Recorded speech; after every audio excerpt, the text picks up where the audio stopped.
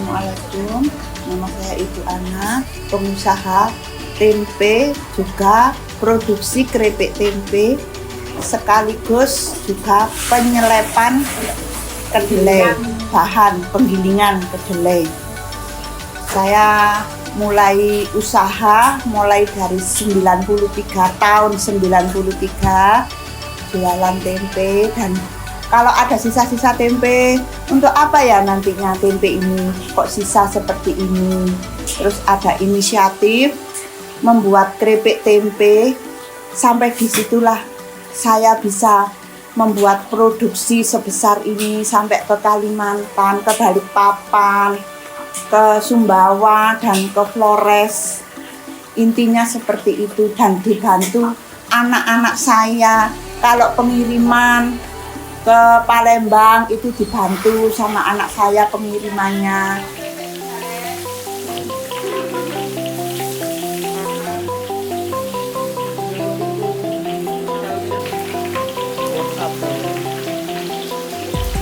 Kedelainya itu diseleb dulu, terus saya buat tempe yang seperti ini. Akhirnya tempenya dan keripiknya saya juga masih bisa jualan keliling ke desa-desa, dan kalau keliling nggak habis berhenti di pasar situ, saya jual di pasar. Terus di situ saya kembangkan sambil membuat tempe yang belum jadi. Untuk yang belum jadi itu, dan membawa keripik, kedelai telur, keripik tempe menjes, ada keripik nangka, keripik sagu. Semuanya saya buat oleh-oleh di seperti homestay itu. Saya perkenalkan keripik-keripik produk produksi saya itu, dan keripik tempe yang belum jadi buat oleh-oleh kemana-mana itu, keripik yang belum jadi itu.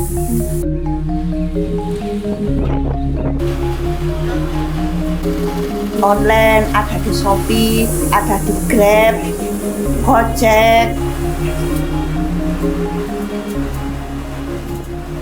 Kalau harga tergantung ya dari tempe apa itu. Keripik menjes, kedelai telur, keripik tempe itu macam-macam harganya, dan harganya ada di relatif masih bisa dijangkau untuk masyarakat menengah ke bawah gitu ya Bu. Ini untuk masyarakat menengah ke bawah, semuanya bisa. Itu oleh-oleh langsung ke sini, tempat produksi fresh. Di sini nanti ada produksi semua dari tempe. Dan Ibu juga menerima kunjungan. Terusan studi banding, ibu-ibu PKK dari manapun juga ada. Terbuka ya? Iya, terbuka untuk umum, anak sekolah-sekolah SMK itu mendalami proses keripik tempe, produksi tempe. Di sini lengkap, mulai penggilingan, pemasakan, dan sampai jadi produksi keripik, packing, semua ada. Terima kasih, begitu saja saran dari saya. Assalamualaikum warahmatullahi wabarakatuh.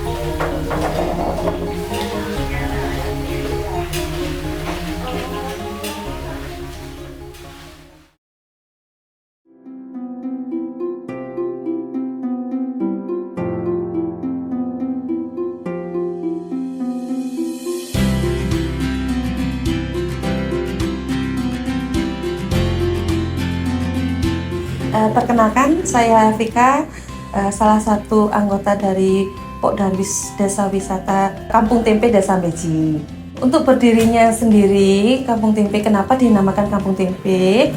Karena di Desa Beji sendiri ada kurang lebih 300 pengrajin yang tersebar di seluruh Desa Beji. Kampung Tempe sendiri itu bukan hanya tentang wisata edukasi tentang tempe saja, tapi kami juga memberikan edukasi tentang olahan-olahan pembuatan berbahan tempe. Ada brownies tempe, ada keripik tempe, ada bakpia tempe, dan ada juga inovasi yang terbaru dari kulit limbahnya, yaitu mie sayur kulit kedelai. Dan itu kemarin kita juara 2 tingkat provinsi. Kita juga pernah menjuarai tingkat nasional, juara 3 pembuatan tempe kacang selain kacang kedelai, yaitu pembuatan tempe dari tempe kacang gude. Ya. Untuk inovasi selanjutnya, jadi bukan hanya tempe saja yang kita olah ya, tapi kita membuat batik bermotifkan tempe yang dinamakan batik tempe beji atau bateji. Bateji sendiri itu kita kembangkan di seluruh RW yang ada di Desa Beji. Jadi setiap RW ada anggota-anggota yang membuat batik motif tempe. Kami sangat terbuka untuk pengunjung yang ingin mengetahui proses pembuatan tempe dan olahannya. Silakan datang ke Kampung Tempe Desa Beji dengan menghubungi kontak kami yang tersedia di media sosial kami.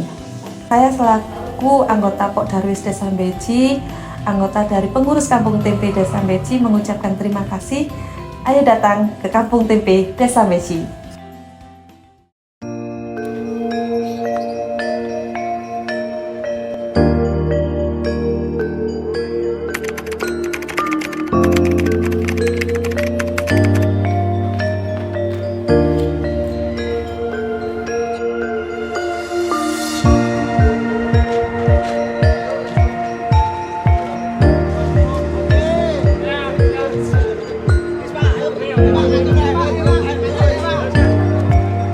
Perkenalkan, nama saya Puji Sunarto sebagai RT di wilayah Beji, RT 03 RW 04. Perkenalkan, nama saya Muhammad Zainuddin Muklis, biasa dipanggil Udin. Di kepengurusan Kampung Wayang, saya masuk di penggagas. Nama saya Zulkifli Murad, saya sebagai pengurus Ketua Kampung Wayang.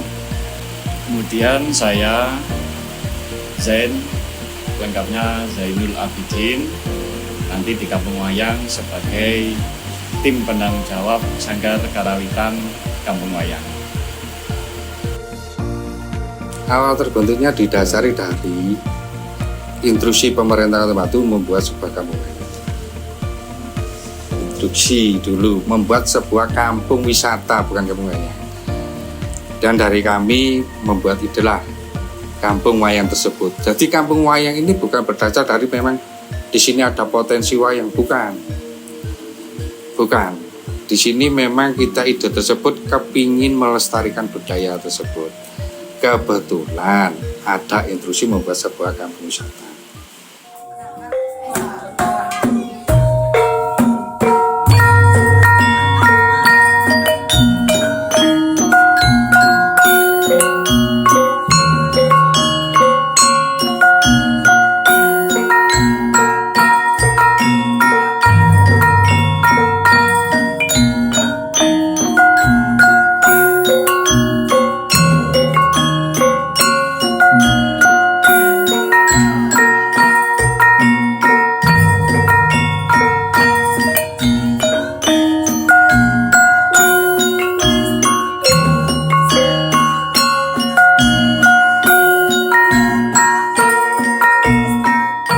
Sekitar tahun 2018 itu kita sepakati menjadi kampung wayang.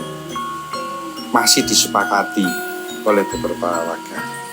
Kalau diresmikan, istilah orang Jawa dikajati, itu Oktober tahun 2020 bersamaan kita mendirikan Cafe Arjuno dan pasar tradisional.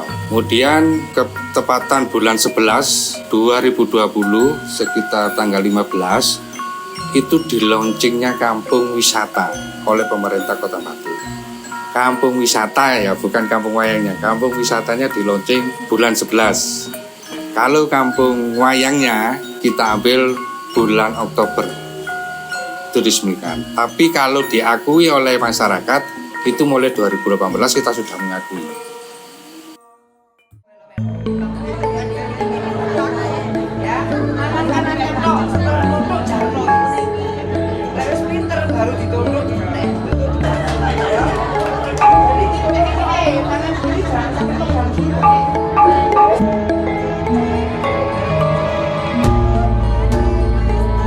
Untuk sampai tahap sekarang mungkin masih ada beberapa aja.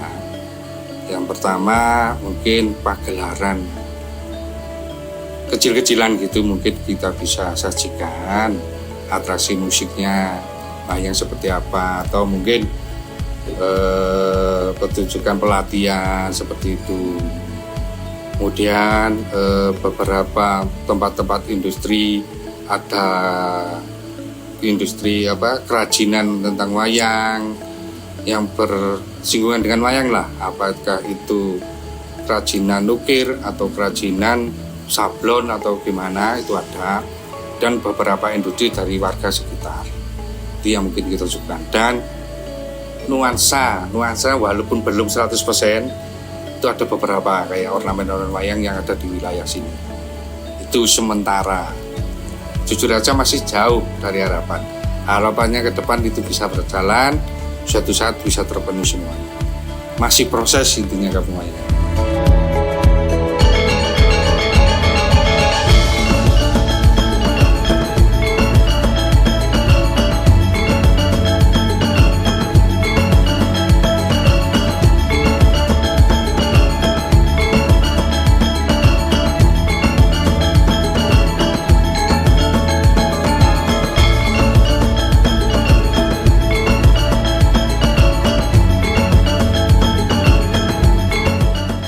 Untuk program ke depan, kita ada program perekonomian itu untuk meningkatkan UMKM masyarakat RT 03 khususnya di Kampung Wayang. Dan kedua juga ada program pendidikan, ketiga pembangunan, keempat keagamaan, dan kelima kepemudaan yang biasanya kita kerjakan waktu acara kerja bakti dan kegiatan-kegiatan itu yang mengisi kepemudaan. Monggo bagi teman-teman yang ingin mengenal sedikit banyak terkait dengan pewayangan, terkait dengan melestarikan budaya wayang, datang langsung ke Kampung Wayang. Harapan kami kedepannya bisa lebih lebih rukun, lebih solid, dan bisa menjalankan semua program-program yang sudah ada agar lebih maju kampung ini, lebih lengkap apa yang dapat disuguhkan di kampung ini, dan lebih lagi bisa mengangkat sumber daya yang ada di kampung ini. Mungkin itu sedikit ucapan terima kasih kami untuk semuanya. Mungkin dari situ. Saya akhiri. Wassalamualaikum warahmatullahi wabarakatuh.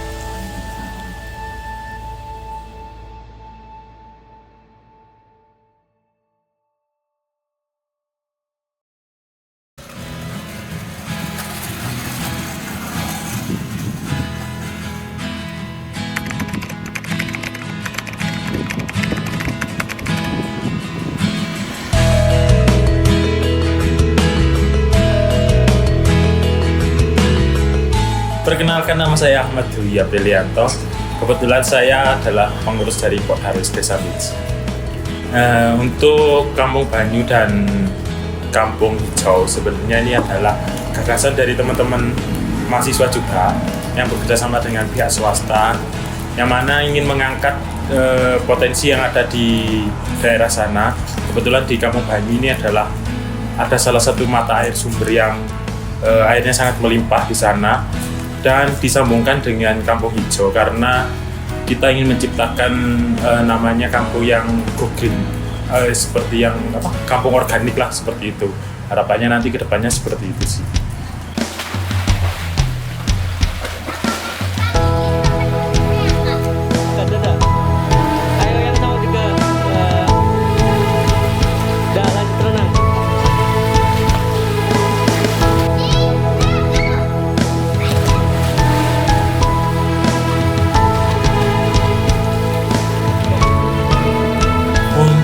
Di Kampung Hijau dan Kampung Banyu sendiri itu di launching pada tahun 2018 kalau nggak salah, 18 atau 17, pokoknya sekitar tahun itu.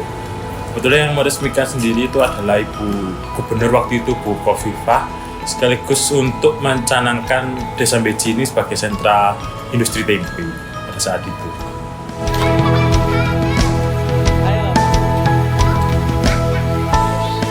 Kebetulan dari rentang tahun ini masih sedikit ya, karena kita masih dalam proses penataan juga sih. Tapi ada kemarin beberapa yang memang ingin berkunjung ke Kampung Tempe, kita ajak jalan-jalan ke Kampung Banyu dan Kampung Hijau. Itu sih. Harapannya terkait dengan wisata edukasinya sendiri bisa berjalan. Untuk yang di Kampung Banyu dan Kampung Hijau itu untuk konservasi terkait dengan air itu bisa berjalan, terutama untuk edukasinya mungkin dari budidaya ikan atau konservasi terkait air itu sendiri. Dan di Kampung Hijau sendiri bisa terwujudnya kampung organik karena sudah lingkungannya sudah mendukung, tinggal kita nanti bagaimana penataan dan konsepnya itu seperti apa. Harapannya sih seperti itu. Terima kasih.